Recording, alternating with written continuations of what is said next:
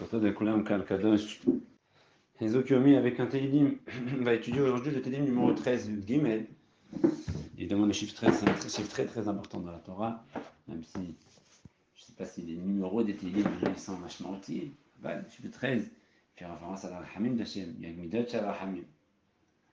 Et à la tzon, que Kadosh Baruch Hu déverse sur nous, c'est 13 Midot à Rahamim, et il éveille ses vers dans les miséricorde sur l'âme Israël. Il nous envoie la Goula Shema, Karov. L'Amnatseach, Mizmor de David, donc un cantique composé par David Amelech, pour être récité chez les Lévim, par les Lévim au Beth Amikdash. Avant de commencer, il y a un midrash qui raconte la chose suivante. Quand l'homme Israël dans le désert, il s'est mal comporté. Il a dit Ad Ana, Yena Atsun Yahamazé. Ad Ana, le Yahaminuni. Bechola Otot, Asharasiti Mikamo. Jusqu'à quand donc ce peuple va me mettre en colère?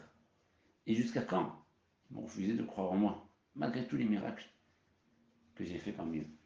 Et des midrash, il a dit à Israël, vous m'avez énervé, vous avez provoqué. Faites que je dise 2 fois le mot Ana, Ad Ana, jusqu'à quand? Et bien vous direz 4 fois Ad Ana. Quand je vous décrète 4 exils en Israël. 4 exils, on est déjà après l'Égypte, donc on sait, à part l'Égypte, il y a encore 4 autres exils. Ce sont Galout, Bavel, donc quand l'Israël est après Horban Ben Rishon, après la destruction du premier temple, ils sont partis en Irak, Bavel, Babylonie de l'époque. Ensuite, l'autre Madaï, Ras Madaï, donc ensuite, une fois que l'empire babylonien est tombé, c'était après eux les Perses et les Mèdes, donc à peu près l'Iran là-bas, à l'époque de Hachvérosh, qui était encore un galout, il y avait beaucoup de souffrance pour l'homme Israël, ils allaient tous périr sous le conseil de Haman. Ensuite, on est retourné à Jérusalem, on a reconstruit le temple. Et puis il y a eu Galout Yavan. C'est un galout où on était peut-être en Israël, mais on était privé de notre foi, parce que les Yavanim, les Grecs, ont empêché les Juifs de pratiquer la religion juive, jusqu'à qu'il y ait eu la révolte de Hashmonaïm. C'est le 3e galout. Et le 4e, c'est le galout Edom, le galout d'Edom et de Ishmaël, qui a l'air d'être interminable, et que l'on vit malheureusement jusqu'à aujourd'hui. Donc il dit les 4 Anna, des 4 Galouyot, on va prendre l'explication du Hachir, surtout le derrière de ce Mizmor, là, très intéressant. Hachir HaKadosh Shalom. Adana Adonai Tishkacheni Netzach. Jusqu'à quand un Kadosh Baruch Hu, tu vas oublier à tout jamais? Le Hachir, il explique que ce Anna premier donc fait référence au premier exil, c'est le Galout de Babel, qui devait être de base éternelle, c'est-à-dire qu'il devait se terminer avec le Mashiach. Ça devait être très long. Et finalement, il n'a duré que moins que 70 ans, parce qu'ensuite, c'était le Perse, les Mèdes, etc. Pourquoi le Galout de Babel a été raccourci? Il dit, le Mashiach ramène le Midrash. Quand l'âme Israël, ils ont quitté Yerushalayim, ils sont sortis, vous connaissez toute sa route, vous sortez là-bas à Shariafo, vous continuez tout droit, vous arrivez à Der Hebron, ils passaient pour aller vers l'Irak. En fait, ils ont avancé, ils sont passés par Bethléem, et en passage, ils ont prié dans la tombe de Rachel Imenu. Et quand ils ont prié dans la tombe de Rachel Imenu, Rachel a pleuré à Hachem. Et Hachem a dit, j'ai raison pour toi, je vais ramener mes enfants chez eux. Mais il se trouve, Rachel, après 70 ans, ils sont retournés en Israël, ils ont construit le deuxième Beit Sheni. Rachel, regarde, on a vu les Zohar par Hachat Vaïchi cette semaine, les Zohar magnifiques. Les Zohar, il dit, je comprends pas. Yaakov Avinu, il dit à Yosef, moi, j'ai pas enterré Rachel, ma femme, avec moi, Marat Amarpela, mais je te demande quand même de m'enterrer moi, Marat Amarpela. Yaakov Avinu, il se justifie pourquoi j'ai pas enterré Rachel dans le chemin, j'ai enterré Rachel dans le chemin, j'avais mes 6 bottes, c'est Hachem qui m'a dit, etc. Il ne m'en veut pas, ta. Bon, Zohar Kadosh, je suis très fort. Mais pourquoi donc? Pourquoi Yaakov n'a pas pris la dépouille de Rachel pour l'enterrer? Ah, Marat Amarpela. Mais Ma'abaya. Et pourquoi donc Léa, qui n'était pas la femme principale de Yaakov, a été enterrée avec lui? Et pourquoi aussi c'est Rachel qui doit pleurer quand l'homme Israël est en galoute, il doit passer par Rachel? Pourquoi Rachel? On aurait enterré là-bas, il est alors pleurer. Il dit Zohar Kadosh quelque chose de fantastique, de formidable, de très poignant, de très fort. Il dit le Zohar, Rachel Imenu toute sa vie, elle n'a pas beaucoup pleuré. Pour elle, tout allait sur des roulettes. Elle était, depuis petite, assurée d'être mariée avec Yaakov, donc le petit de Rivka. Pour elle, c'était l'assurance vie, puisqu'elle était tranquille. Et dit, bon, Hachem, elle savait qu'elle allait se marier avec Yaakov, ça allait bien, elle n'a jamais prié beaucoup pour être avec Yaakov. Après, elle a eu quand même une petite détresse. Elle a fait un assez magnifique en donnant sa servante, sa sœur à son mari, en donnant des secrets, des simanim, bah, elle n'a pas prié comme Léa depuis son enfance. On lui avait promis qu'elle était fiancée avec Esav. Elle a pleuré, venez la raconte, elle pleurait sans arrêt. Il lui dit à Kodesh Baruch Hu, celle qui a pleuré pour être avec Yaakov sera enterrée avec Yaakov. Celle qui n'a pas pleuré pour être avec Yaakov ne sera pas enterrée avec Yaakov. Il faut qu'elle pleure. Elle pleure, on lui laisse. Et qu'elle pas grave. Hachem il fait que ces pleurs-là de Rachel ils sont retenus parce qu'elle ne les a pas pleurés pour l'âme Israël. Il dit les Zohar que peut-être qu'elle ne voit pas vraiment ce qui se passe, c'est le galout de ses enfants. Elle n'est peut-être même pas au courant. Et elle est tranquille, l'âme est de Kassia, c'est caché chez elle. Alors que Rachel, elle voit chaque fois qu'un Israël souffre, elle voit et elle pleure. Rachel, elle pleure sans arrêt sur l'âme Israël. Elle pleure pour l'âme Israël. Parce qu'elle n'a pas pleuré de son vieux bretel avec Yaakov. C'est pas une faute de ne pas avoir pleuré. C'est un Ouda. Elle n'avait pas de quoi pleurer parce que c'était pour elle, Yaakov. Mais, sauf, chacun il a sa dose de pleurs. Chacun il a sa dose de pleurs. Elle qui n'a pas beaucoup pleuré de son vivant, après sa mort, elle ne s'arrête pas de pleurer pour tous les juifs qui souffrent. Alors que Rachel, ça, elle a eu sa dose de pleurs. Elle a eu sa dose de pleurs. Après, elle a le droit de se reposer. Arrête à Marpella. Elle peut elle a croisé des chemins. Elle est dans un terre, un match, un endroit avec la vote, avec du gym, un kotov, un fait. Ça donne un peu de une grande leçon, je pense, un peu de hizouk. Pour la personne qui souffre beaucoup, il y a une dose de souffrance pour chacun, qui nous donne, il consacre à chacun sa dose, chacun il a sa dose et pas plus que ça. Elle protège la misra. C'est pour ça que dans Tikkun Rachel, dans Tikkun Chatzot, qu'on fait la nuit, Tikkun Rachel, c'est la partie la plus triste. הנערות בבל, מזמור לאסף, נפלה עטרת ראשנו, הבית משעמם מוראה, des paroles très difficiles. Alors que quand on fait Tikkun Léa, partie de Léa, c'est que des mizmorim de Teilim, des filets sur la construction du temple. Quand on dit même s'il n'y a pas de Tahanoun, on dit Tikkun Léa. Alors que Tikkun Rachel, s'il n'y a pas de Tahanoun, il n'y a pas de Tikkun Rachel. Parce que Rachel, c'est le pleur, et Léa, c'est la tfila. Sans pleurs, ça y est, là, c'est pleurer. C'est Rachel, c'est Léa. C'est des choses très profondes, mais donnez un petit peu, comme ça il écrit les ordres Brachel. Adana Tishkahani Nisa jusqu'à quand tu m'as oublié à tout jamais. Adana Tastir et Paner jusqu'à quand tu vas cacher ta face de moi. C'est quand Hachem a caché sa face. C'est le deuxième galout Paras, c'est Madaï, à l'époque de Haman. Pourquoi Esther elle s'appelle Esther? Elle m'aurait dit Minaïn Esther Minatora. Anochi Esther, Astir Paner, Hachem il a caché sa face à l'époque d'Esther. Il n'y avait rien, il n'y avait pas de névoie, il n'y avait presque rien du tout. Et c'était très difficile pour l'âme Israël cette période-là, jusqu'à qu'ils ont eu la Teshua. Adana Shite Sod Benafshi. Yaron Bivavi Yomam.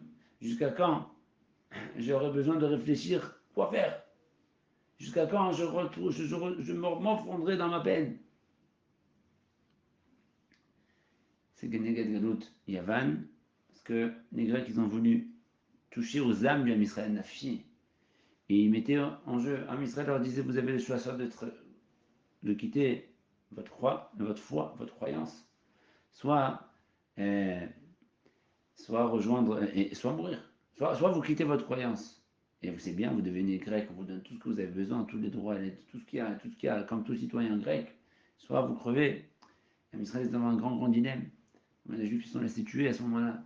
Combien de juifs aussi, malheureusement, ils se sont laissés avoir par les grecs? Il y a Gon, le mot Yagon, tu vois dedans, il y a le mot Yavan, et le Guimen de les trois xérotes qu'ils ont fait, Hadesh Mina Shabbat. Adana, Yaroum, Oiviala, jusqu'à quand mon ennemi il va s'élever au-dessus de moi. Yaakov a venu quand il a vu les Arba Galouyot, il les a vus monter dans l'échelle, parce qu'il a fait le rêve de l'échelle. Quand il a vu le malheur de l'Esav monter, il a vu qu'il descendait, monter sans arrêt. Il a dit à Kodesh Baruch Hu, il ne va jamais descendre. Hachem lui dit, t'inquiète pas. Im ben kochavim, s'il met son nid sous les étoiles, je le ferai descendre. Il arrivera le jour où Hachem le fera descendre. Adan Arum Avialai, c'est Keneged le galout actuel. Edom Ishmael. Jusqu'à quand Hachem? Et Keneged, c'est 4 galouyot, il y a 4 filotes de David Améler. Habitat, dans la Shir, comme il explique, c'est l'explication du Hachir, tout le rôle de ce que je dis, c'est le Hachir. Habita aneni Adonai Elohai. Regarde Hachem et réponds-moi Hachem.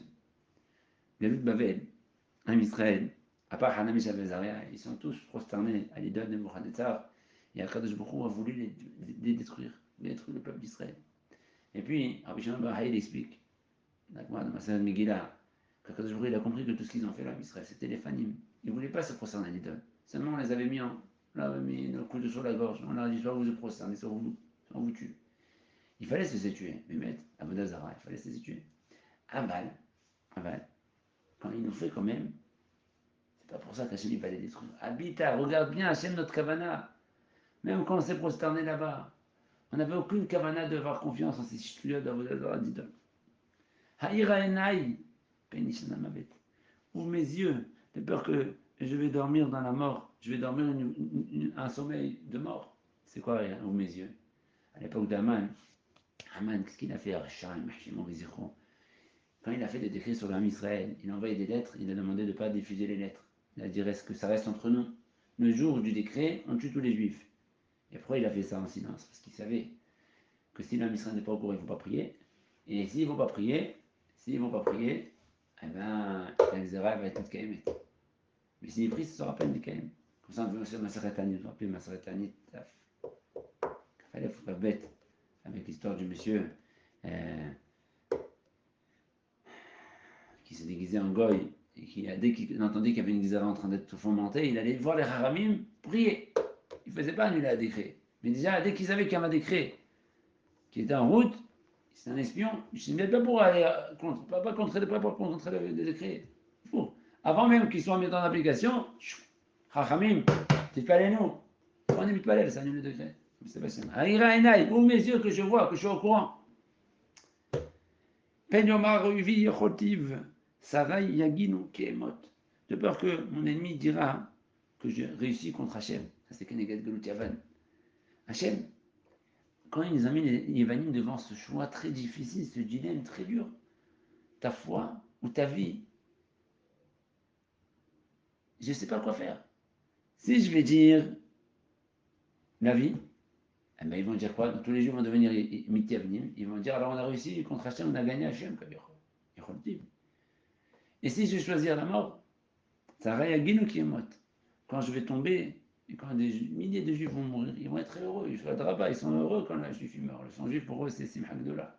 Un juif qui meurt, ils sont Simcha. Ils vont dire ce qui est passé là. Jusqu'à maintenant, les tfilotes ont été une kabelet. Hachem n'a pas décimé le peuple juif. Il n'y a pas de God Babel. Hachem il a éclairé les yeux de Mordechai et Yehudi à l'époque de Galout. Madaï. Hachem il a sauvé l'homme Israël avec les Hashmonaïm à l'époque des Yevanim. Et il nous reste Galout et Dom, le Galout d'aujourd'hui. Quelle est la réponse donc à ce Galout? Tfila de David Amer. La réponse à ce Galout. Comment sortir d'ici? Comment sortir de ça? Vani behazdecha batarti. Yarel libi bishmatecha. Ashira el Adonai kiraman alai. Pour sortir des dômes, il faut se renforcer en bitachon. Il faut se renforcer en confiance, même si c'est long, même si c'est dur. Il faut se renforcer et savoir qu'Hachem, Hesed El Kolayom, Kadosh Baruch Hu, il est rempli de Hesed.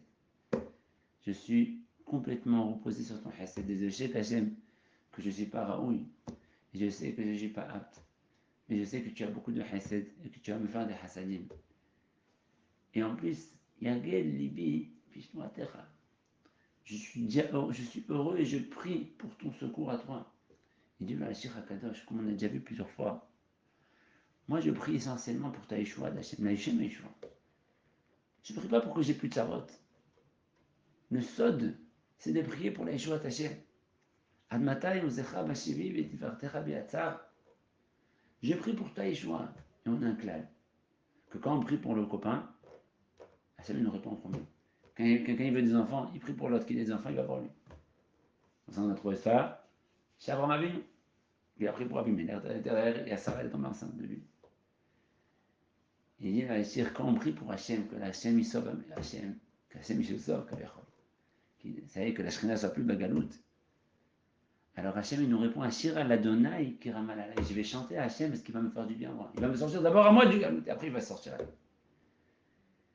Le sod, il est de demander Shrinaton Zenu, de se renforcer en bitachon.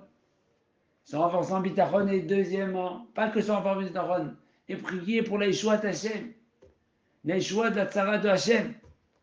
Et quand quand on prie pour Hachem, Hachem dit prie pour moi. Ben, de base, je les sauve à eux. Après, moi, il y a Hachem. C'est moi-même, il dit à Kadosh Baruch Hu. Shira d'Adonai Kiraman Alay. Je chanterai Hachem parce que il ne se sauve même pas à lui en premier, d'abord il me sauve à moi des galères. Mais moi, j'attends la Gouloute, la Yeshua d'Hachem. Hachem et Yeshua. Je dis ce mais on a vu, Am Israël, les étapes de Yeshua, ils ont commencé par les Yeshua de Am Israël, malgré tout. Les étapes de Yeshua, de la Géoula, ils sont là comme ça, ils sont là. On commence par les Yeshua d'Am Israël. Am Israël, ils ont été sauvés de leur terre, des exils, ils sont revenus en Israël. On a besoin encore de Yeshua. Et si on veut des Yeshua, priez pour Akadosh Baruch Hu. Priez bon. N'oublie pas, notre ami c'est Akadosh Baruch Hu. T'as la Rakamocha. Racha c'est Akadosh Baruch Hu, comme ça dit la Gemara. Ne pas oublier Akadosh Baruch Hu. Priez pour Hachem. Quand on prie pour Hachem, Hachem nous envoie la Géoula. Parce que celui qui prie pour l'autre, Hachem le répond en premier. Nous prions pour l'autre, pas l'autre, pour Hachem. Akadosh Baruch Hu nous envoie la Géoula, Shlema. Bekarov Mamash. Amen.